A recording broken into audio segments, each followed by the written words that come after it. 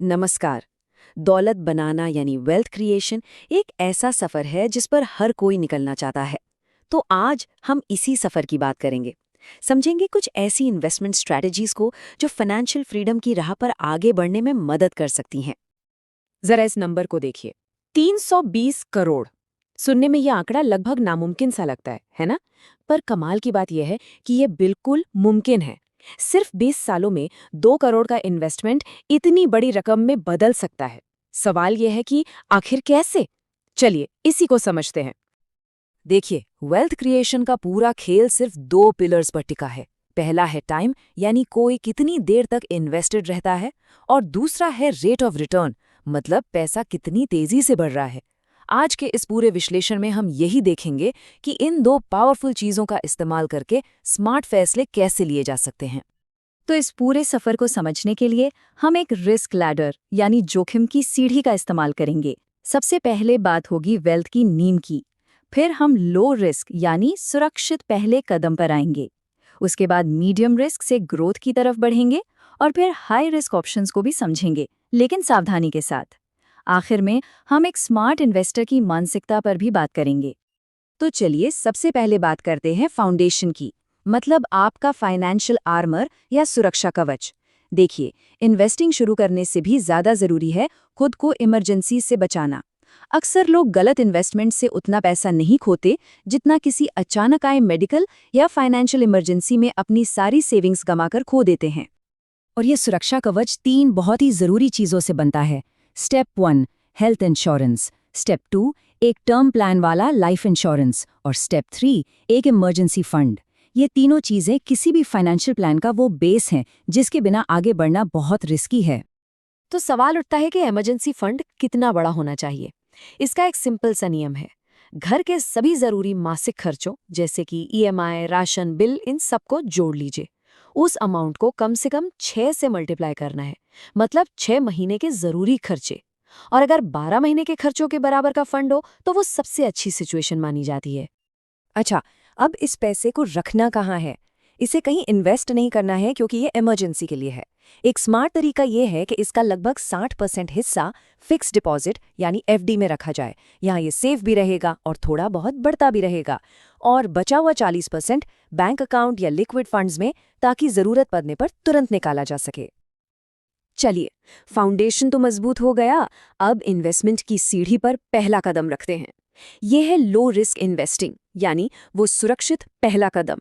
यहाँ फोकस पैसा बनाने से ज्यादा पैसे को बचाने पर होता है और उसे धीरे धीरे सेफ तरीके से बढ़ाने पर। इससे पहले कि हम आगे बढ़ें, एक बात समझनी जरूरी है।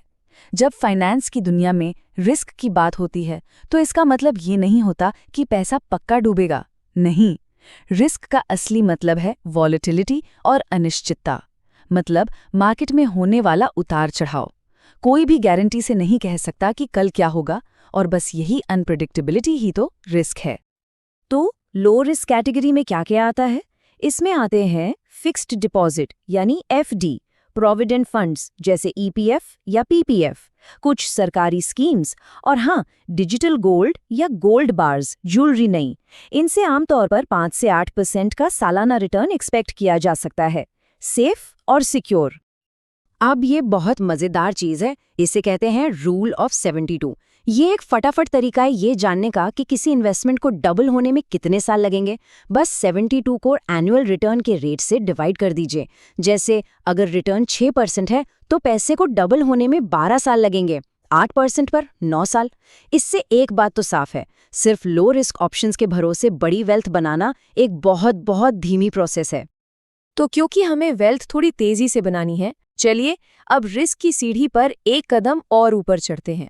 अब हम बात करेंगे मीडियम रिस्क इन्वेस्टमेंट्स की, जहां थोड़े ज्यादा रिस्क के बदले बेहतर ग्रोथ की उम्मीद की जा सकती है। मीडियम रिस्क कैटेगरी में काफ़ी ऑप्शंस हैं, जैसे अच्छी रेटिंग वाले corporate bonds, debt mutual funds, commercial real estate और सबसे पॉपुलर इक्विटी म्यूचुअल फंड्स। यहाँ रिटर्न की रेंज भी बढ़ जाती है, लगभग 8% से लेकर 18% या कभी-कभी उससे भी ज्यादा हो सकता है। और रेट ऑफ रिटर्न का फर्क कितना बड़ा हो सकता है, वो इस चार्ट से बिल्कुल साफ पता चलता है। जरा सोचिए, 1 लाख रुपए का इन्वेस्टमेंट 20 साल के लिए, अगर वो 7% पर बढ़ता है, जो कि एक एफडी का रिटर्न हो सकता है, तो वो बनता है करीब 4 लाख। लेकिन अगर वही 1 लाख 15% की रेट पर बढ़ता है, जैसा कि एक अच्छे म्यूचुअल फंड में हो सकता है, तो वो बनता है 16 लाख। सीधा 4 गुना का फर्क।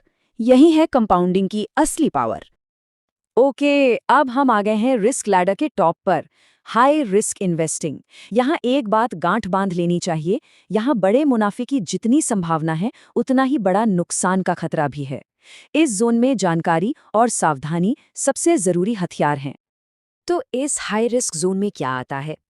इसमें आता है स्टॉक ट्रेडिंग और futures and options, startup investing और क्रिप्टो करेंसी। जी हाँ, यहाँ पोटेंशियल रिटर्न 25% से भी ज़्यादा हो सकता है, लेकिन फिर से कहूँगी, यहाँ बहुत ही ज़्यादा सावधानी की ज़रूरत है। अगर किसी को लगता है कि स्टॉक ट्रेडिंग से फटाफट अमीर बना जा सकता है, तो सेबी का ये डेटा जरूर देखना चाहिए। 82% ट्रेडर्स पैसा गंवाते हैं। 82%! ये कोई स्कीम नहीं है, ये एक फुल टाइम प्रोफेशन है जिसके लिए बहुत ज़्यादा स्किल और एक्सपीरियंस चाहिए। अब बात करते हैं स्टार्टअप इन्वेस्टिंग की। ये एक ऑल और नथिंग गेम जैसा है। फैक्ट ये है कि 90% स्टार्टअप्स फेल हो जाते हैं, मतलब इन्वेस्टमेंट जीरो हो सकता है। लेकिन अगर 10 में से एक भी चल गया, तो वो अकेला ही 20, 30 या 50 गुना रिटर्न दे सकता है, जो बाकी 9 के नुकसान की भरपाई से कहीं ज्यादा होगा। साफ है, ये सबके लिए नहीं है। और जहां तक क्रिप्टो की बात है, तो इसके लिए एक ही सलाह है। इसमें पैसा तभी लगाना चाहिए जब इसके पीछे की टेक्नोलॉजी यानी ब्लॉकचेन की समझ हो, और उसके बाद भी अपने टोटल इन्वेस्टमेंट का 5% से ज़्यादा बिल्कुल नहीं। इसे एक तरह का प्ले मनी मानकर चलना चाहिए, मतलब उतना ही पैसा जितना अगर डूब भी जाए तो कोई फर्क ना पड़े। तो हमने रिस्क लैडर के तीनों लेवल्स देख लिए, लो, मीडियम और हाई। लेकिन इन सब ऑप्शंस से भी ज़्यादा ज़रूरी एक चीज़ है, और वो है सही माइंडसेट। तो चलिए अब समझते हैं कि एक स्मार्ट इन्वेस्टर आखिर सोचता कैसे है।